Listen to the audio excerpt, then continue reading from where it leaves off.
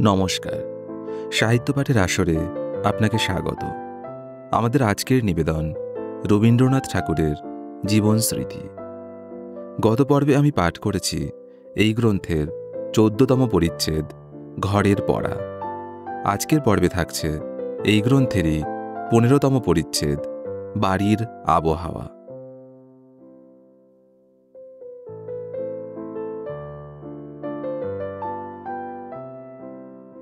ছেলেবেলায় আমার একটা মস্ত সুযোগ এই ছিল যে বাড়িতে দিনরাত্রি সাহিত্যের হাওয়া বহিত।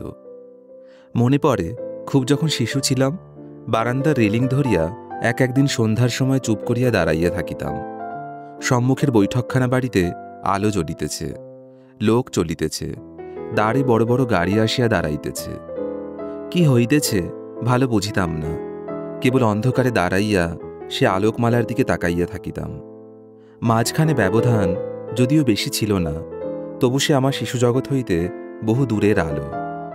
আমার খুড়তুতো ভাই গণেন্দ্র দাদা তখন রামনারায়ণ তর্করত্নকে দিয়া নবনাটক লিখাইয়া বাড়িতে তাহার অভিনয় করাইতেছেন। সাহিত্য এবং ললিত কলায় তাহাদের উৎসাহের সীমা ছিল না। বাংলার আধুনিক যুগকে যেন তাহারা সকল দিক দিয়াই উদ্বোধিত করিবার চেষ্টা করিতেছিলেন।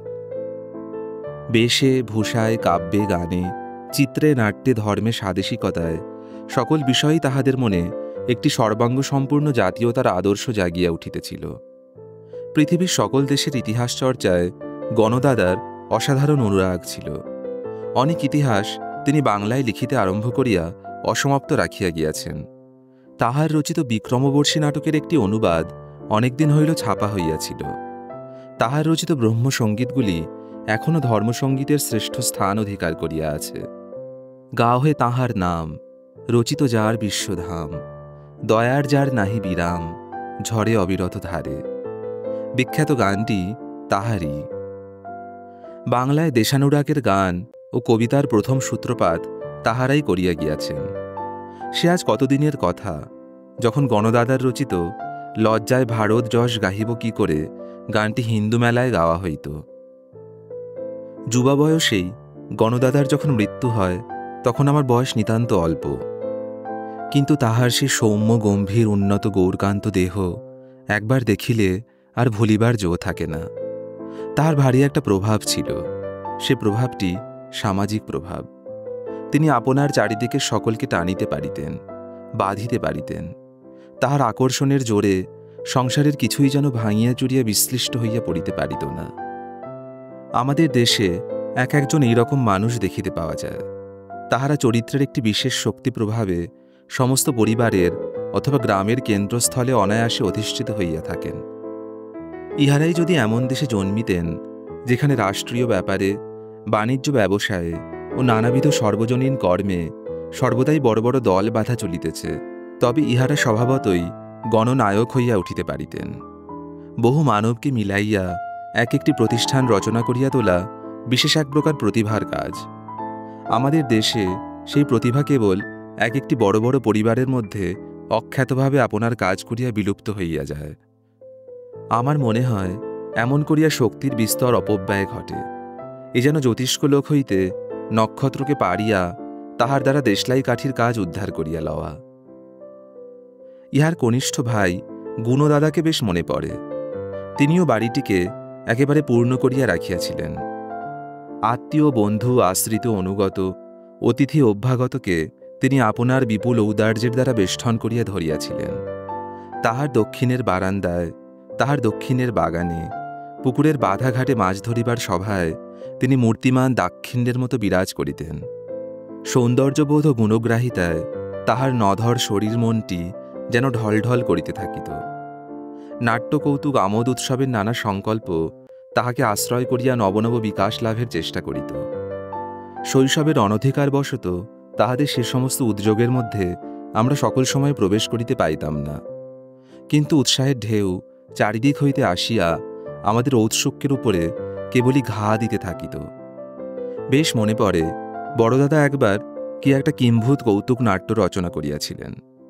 প্রতিদিন মধ্যাহ্নে গুণদাদার বড় বৈঠকখানা ঘরে তাহার রিহার্সাল চলিত।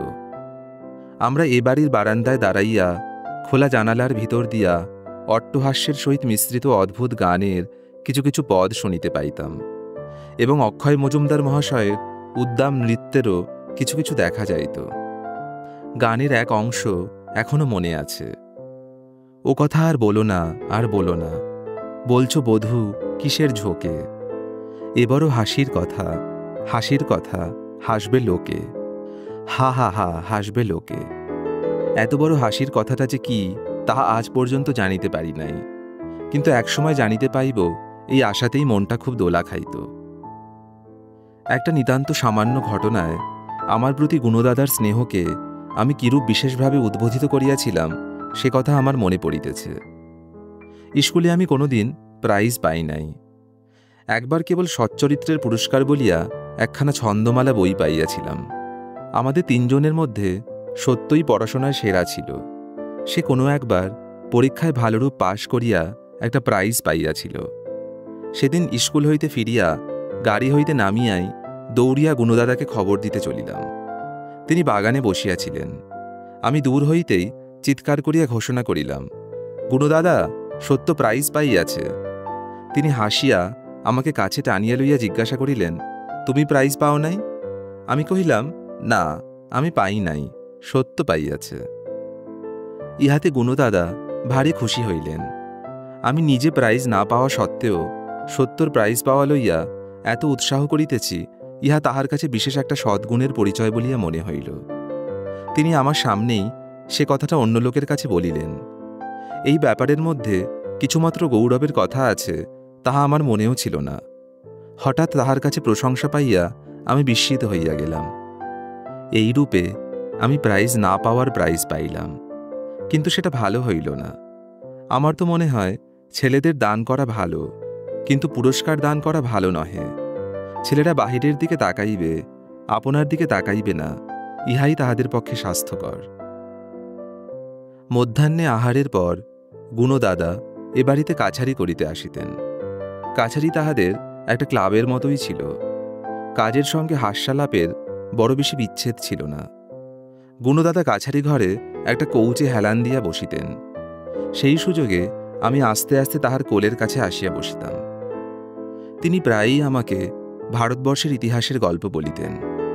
ক্লাইভ ভারতবর্ষে ইংরেজ রাজত্বের প্রতিষ্ঠা করিয়া অবশেষে দেশে ফিরিয়া গলায় খুর দিয়ে আত্মহত্যা করিয়াছিলেন, এ কথা তাহার কাছে শুনিয়া আমার ভারী আশ্চর্য লাগিয়াছিল। একদিকে ভারতবর্ষের নব ইতিহাস তো গড়িয়া উঠিল, কিন্তু আর একদিকে মানুষের হৃদয়ের অন্ধকারের মধ্যে এ কি বেদনার রহস্য প্রচ্ছন্ন ছিল। বাহিরে যখন এমন সফলতা, অন্তরে তখন এত নিষ্ফলতা কেমন করিয়া থাকে, আমি সেদিন অনেক ভাবিয়াছিলাম। একদিন গুণদাদা আমার ভাবগতিক দেখিয়া বেশ বুঝিতে পারিতেন যে আমার পকেটের মধ্যে একটা খাতা লুকানো আছে।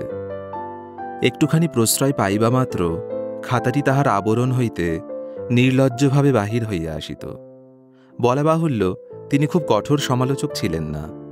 এমনকি তাহার অভিমতগুলি বিজ্ঞাপনে ছাপাইলে কাজে লাগিতে পারিত। তবু বেশ মনে পড়ে একদিন কবিত্বের মধ্যে ছেলে মানুষের মাত্রা এত অতিশয় বেশি থাকিত যে তিনি হা হা করিয়া হাসিয়া উঠিতেন। ভারতমাতা সম্বন্ধে কি একটা কবিতা লিখিয়াছিলাম। তাহার কোনো একটি ছত্রের প্রান্তে কথাটা ছিল নিকটে। ওই শব্দটাকে দূরে পাঠাইবার সামর্থ্য ছিল না, অথচ কোনো মতেই তার সঙ্গত মিল খুঁজিয়া পাইলাম না। অগত্যা পরের ছত্রে শকটে শব্দটা যোজন করিয়াছিলাম। সে জায়গায় সহজে শকট আসিবার একেবারেই রাস্তা ছিল না, কিন্তু মিলের দাবি কোনো কৈফিয়তেই কর্ণপাত করে না। কাজেই বিনা কারণেই সে জায়গায় আমাকে শকট উপস্থিত করিতে হইয়াছিল।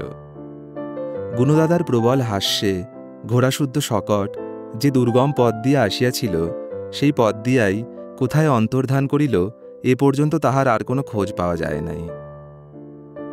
বড় দাদা তখন দক্ষিণের বারান্দায় বিছানা পাতিয়া সামনে একটা ছোট ডেস্ক লইয়া স্বপ্নপ্রয়াণ লিখিতেছিলেন। গুণদাদাও রোজ সকালে আমাদের সেই দক্ষিণের বারান্দায় আসিয়া বসিতেন। রসভোগে তাহার প্রচুর আনন্দ কবিত্ব বিকাশের পক্ষে বসন্ত বাতাসের মতো কাজ করিত। বড়দাদা লিখিতেছেন আর শুনাইতেছেন, আর তাহার ঘন ঘন উচ্চ হাস্যে বারান্দা কাঁপিয়া উঠিতেছে। বসন্তে আমের বোল যেমন অকালে অজস্র ঝরিয়া পড়িয়া গাছের তলা ছাইয়া ফেলে, তেমনি স্বপ্নপ্রয়াণের কত পরিত্যক্ত পত্র বাড়িময় ছড়াছড়ি যাইত, তাহার ঠিকানা নাই। বড় দাদার কবিকল্পনার এত প্রচুর প্রাণশক্তি ছিল যে তাহার যতটা আবশ্যক তাহার চেয়ে তিনি ফলাইতেন অনেক বেশি। এই জন্য তিনি বিস্তর লেখা ফেলিয়া দিতেন। সেইগুলি কুড়াইয়া রাখিলে বঙ্গ সাহিত্যের একটা সাজি ভরিয়া তোলা যাইত। তখনকারই কাব্যরসের ভোজে আড়াল আবডাল হইতে আমরাও বঞ্চিত হইতাম না। এত ছড়াছড়ি যাইত যে আমাদের মতো প্রসাদ আমরাও পাইতাম। বড়দাদার লেখনী মুখে তখন ছন্দের ভাষার কল্পনার একেবারে কোটালের জোয়ার বান ডাকিয়া আসিত। নবনব অশ্রান্ত তরঙ্গের গলোচ্ছ্বাসে কুল উপকূল মুখরিত হইয়া উঠিত। স্বপ্নপ্রয়াণের সব কি আমরা বুঝিতাম? কিন্তু পূর্বেই বলিয়াছি, লাভ করিবার জন্য পুরাপুরি বুঝিবার প্রয়োজন করে না। সমুদ্রের রত্ন পাইতাম কিনা জানি না, পাইলেও তাহার মূল্য বুঝিতাম না, কিন্তু মনের স্বাদ মিটাইয়া ঢেউ খাইতাম। তাহারই আনন্দ আঘাতে শিরা উপশিরায় জীবনস্রোত চঞ্চল হইয়া উঠিত।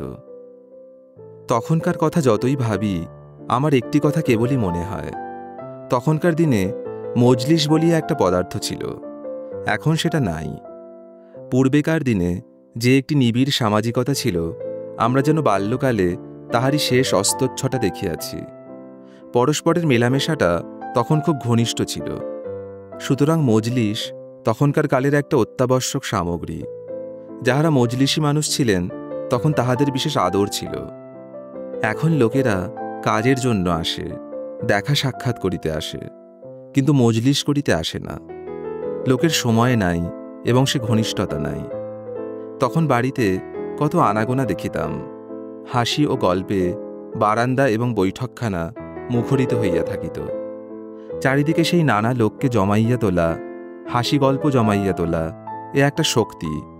সেই শক্তিটাই কোথায় অন্তর্ধান করিয়াছে। মানুষ আছে, তবু সেই সব বারান্দা, সেই সব বৈঠকখানা যেন জনশূন্য। তখনকার সময়ের সমস্ত আসবাব, আয়োজন, ক্রিয়াকর্ম সমস্তই 10 জনের জন্য ছিল। এই জন্য তাহার মধ্যে যে জাঁকজমক ছিল তাহা উদ্ধত নহে। এখনকার বড় মানুষের গৃহসজ্জা আগেকার চেয়ে অনেক বেশি, কিন্তু তাহা নির্মম। তাহা নির্বিচারে উদারভাবে আহ্বান করিতে জানে না। খোলা গা, ময়লা চাদর এবং হাসি মুখ সেখানে বিনা হুকুমে প্রবেশ করিয়া আসন জুড়িয়া বসিতে পারে না। আমরা আজকাল যাহাদের নকল করিয়া ঘর তৈরি করি ও ঘর সাজাই, নিজের প্রণালী মতো তাহাদেরও সমাজ আছে এবং তাহাদের সামাজিকতাও বহু ব্যাপ্ত। আমাদের মুশকিল এই দেখিতেছি, নিজেদের সামাজিক পদ্ধতি ভাঙিয়াছি, সাহেবী সামাজিক পদ্ধতি গড়িয়া তুলিবার কোনো উপায় নাই। মাঝে হইতে প্রত্যেক ঘর নিরানন্দ হইয়া গিয়াছে। আজকাল কাজের জন্য, দেশ হিতের জন্য 10 জনকে লইয়া আমরা সভা করিয়া থাকি, কিন্তু কিছুর জন্য নহে। শুদ্ধমাত্র 10 জনের জন্যই 10 জনকে লইয়া জমাইয়া বসা। মানুষকে ভালো লাগে বলিয়াই মানুষকে একত্র করিবার নানা উপলক্ষ সৃষ্টি করা, এ এখনকার দিনে একেবারেই উঠিয়া গিয়াছে। এত বড় সামাজিক কৃপণতার মতো কুশ্রী জিনিস কিছু আছে বলিয়া মনে হয় না। এই জন্য তখনকার দিনে যাহারা প্রাণ খোলা হাসির ধ্বনিতে প্রত্যহ সংসারের ভার হালকা করিয়া রাখিয়াছিলেন, আজকের দিনে তাহাদিগকে আর কোনো দেশের লোক বলিয়া মনে হইতেছে।